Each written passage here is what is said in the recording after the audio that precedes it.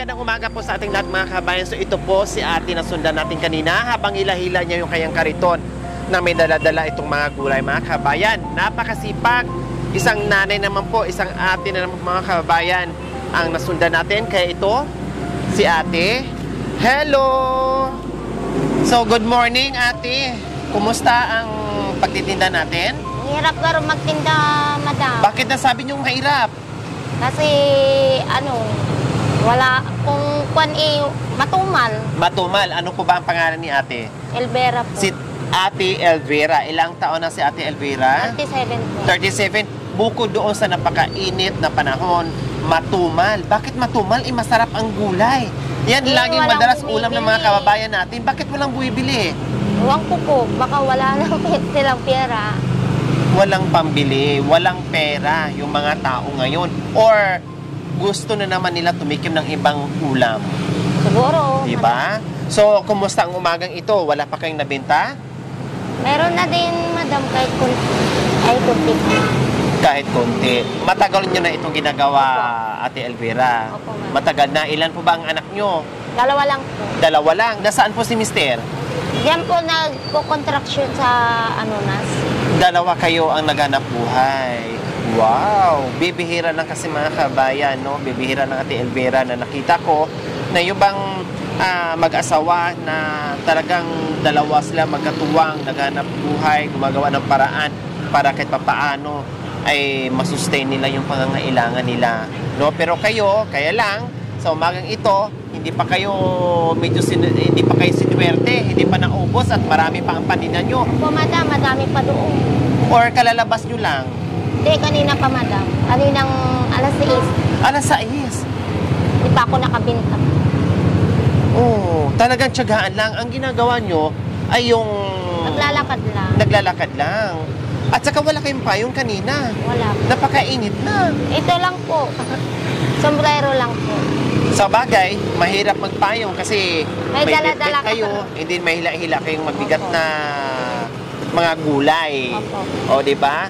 Bakit napaka-tiyaga ni Ate Elvira sa Para ginagawa may niya? pambili ng pagkain po.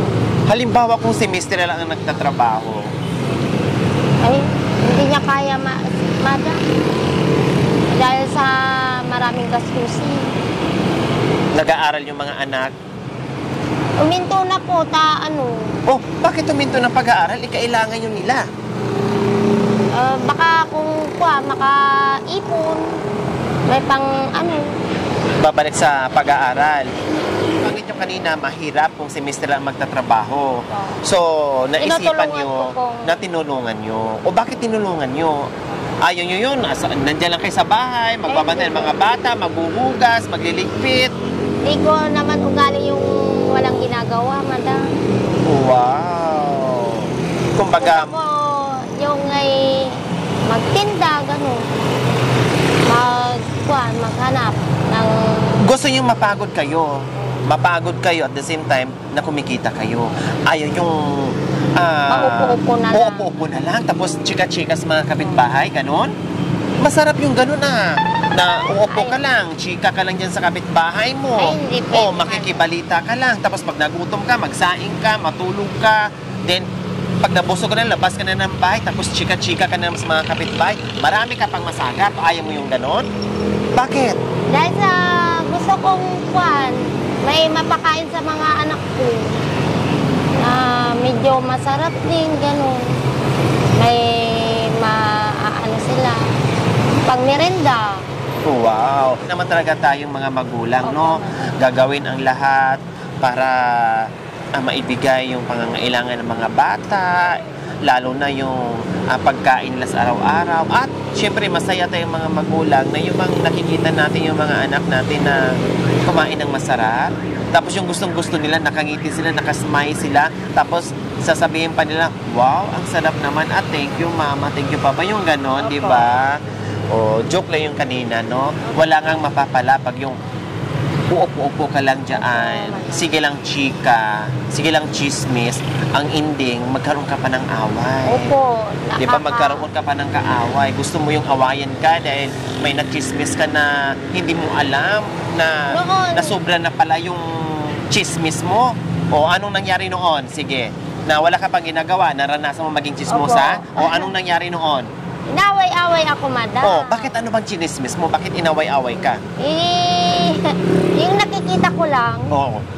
Tapos, nakita nyo na daw ang mga mata nyo. Opo. O, tapos ano nakita nyo? ganito, sabi ko, kwan, yan, mga ano na yan, nag-ano lang, sabi ko, walang magawa sa buhay, chismis ng chismis, sabi ko. Kaya, inaway-away ako. Oo. Bakit ano ba nakita mo sa mga mata mo? Bakit anong na-chismis mo doon sa kaibigan mo? Anong saktong pagkasabi mo? Na inaway ka? Yun lang, madam. Yung nakita ko lang na. Yun lang nakita mo na may nagchichismisan dyan? Tapos napuna mo? Ibig mo sabihin, Diyos ko, sige kayo chismis dyan. Kung gayahin nyo ako na maghanap buhay, mas may mapapala pa kayo. Nagalit sa iyo. O ano naman ang sinabi mo? Sabi ko, ay, pasensya na kayo. Sabi ko, kwan, gusto ko lang. Parisan nyo akong kwan, naghanap ng makakain. Sabi ko, hindi yung andyan kayo na pa-chismis na lang sa tabi-tabi. Sabi ko. O kumusta naman si Mister? Trabaho ni Mister? Siyempre, Siyempre, nahihirapan din. nahihirapan din. Kasi yung iba kasi, ang nangyayari, halimbawa, pag yung nakitaan nila naman si Mrs. na naman ang masipag at gumagawa ng paraan, para bang aasa na lang din sila. Para bang, Hindi ayaw ko po. na magtrabaho kasi Iba masipag naman naman yung si siya. Mrs. ko. Kayo naman, kumusta? Ayos lang, madam. Parang nagtutulungan kaming dalawa. Kumbaga, nakitaan niya na nagsisipag kayo. Siya, lalong nagsisipag kasi dalawa kayo. O paano yung kita ni Mr. at ni Mrs.? Paano yun? Kanya-kanya? Hindi po, nag-ano kami, yung para sa bigas sa kanya, ako naman, para sa Ulam. ulam. Wow! Kasi yung iba, parang ganito ang nangyayari. No, hindi to chismis, ha? Po. Talagang totoo. Pag may trabaho si Mister at may trabaho si Mrs., separate ang Saudi Mister, separate din ang Saudi Mrs. Parang ganun. O bahala ka na bumili sa iyo, bahala ka na rin ako bumili sa iyo.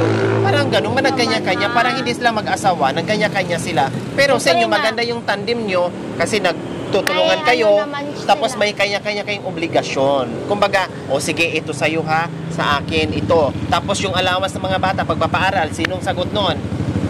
Siyempre, kwan, araw-araw naman ako ako. Ayun. Basta pagdating sa kanya, kasi lingguhan naman ang sahod niya or kinsinas, lahat yun intact sa bigas. Ang sa inyo, doon yung kinukuha yung pang-araw-araw. Ayun. Maganda yung balita na ganyan. Kasi yung iba ganun nga, totoo talaga yun, na nagkanya-kanya sila. Minsan naman, yung ibang mga asawa ay hindi nakakahawak ng pera, no? Talaga ang mister ang humahawak. Siguro may mga rason yun kung bakit. May iba naman na talagang iniintriga nila lahat yan. Mag-iiwan na lang yan ng pamasahe, budget din nila sa trabaho nila na allowance, na pangkain, pangmerienda. Na bahala na si Mrs. mag-budget dyan. Kaya lang minsan naman din si Mrs. din abusado din minsan minsan nagtutungits pa. O, Ako, wala akong... nagbibisyo pa. Buti nga, lahat iniintriga ni Mister. Tapos hindi naman hinahawakan ng mabuti, inaayos ang pag-budget na hindi masira. Minsan pambili pa ng foundation, pambili pa ng lipstick, pambili pa ng pangkilay. Buti kayo walang kilay, walang eyebrow, walang lipstick, walang mascara. Ha? Hindi na kayo nagbabawas nun? Para pambili nun? O, tama lang yun kasi pambili mo ng pangpangganda sa Pulbo mukha. lang po. O pulbo, okay lang yun. No? Ibili na lang ng pagkain, marami pang mga anak na mabusog. O, di ba? Pulbo, okay lang yun. Hindi ko naman ibig sabihin na maghanap buhay, magpaka-dugyot ka na lang o magpaka-losyang ka na lang. Ibig ko sabihin, kahit simple lang na maayos, sapat na yun. Okay, sige. Ate Elvira, sabi nyo, sobrang tumal ang paninda nyo ngayon. Nakita ko naman, ang dami nyo pang Tinda po. tinda. Ano nga ba ang tinda nyo? Patola po, sitaw, kalabasa, talong, gabi, kamatis.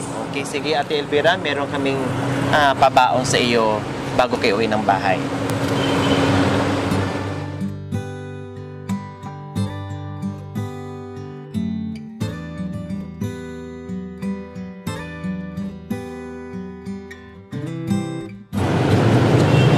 Oh, Salamat diba? po. O bakit naluha-luha kayo, Ate Elvira, sa biyaya na natanggap nyo ngayong umaga?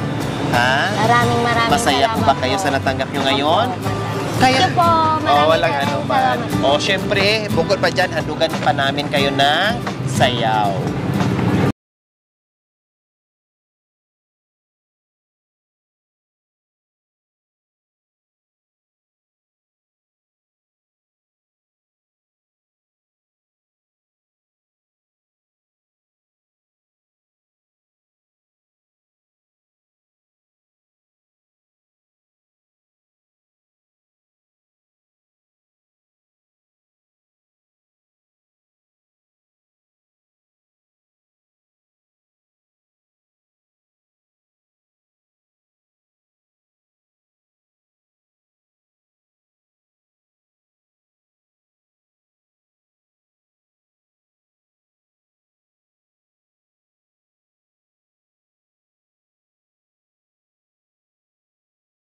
Hey mga Rohelios! Ayan, Ate Elvira, uuwi kayo muna, no? Sakay muna kayo ng tricycle, uuwi muna kayo. Iuwi mo muna to, huwag yung iwanan dito. Kasi baka mamaya wala na kayong mabalikan. Total, meron naman na kayong groceries, bigas at itlog. No, may cash na kayo. At sabi nyo matumal. Umuwi ka ng bahay, magsaing muna kayo kasi papalapit na ang tanghalian. At tiyak, matutuwa si Mr. mamaya kasi pag uwi niya galing trabaho, makita niya na meron na kayong groceries. Okay? Okay, sige. Salamat, Ate Elvira. Ingat. Opo.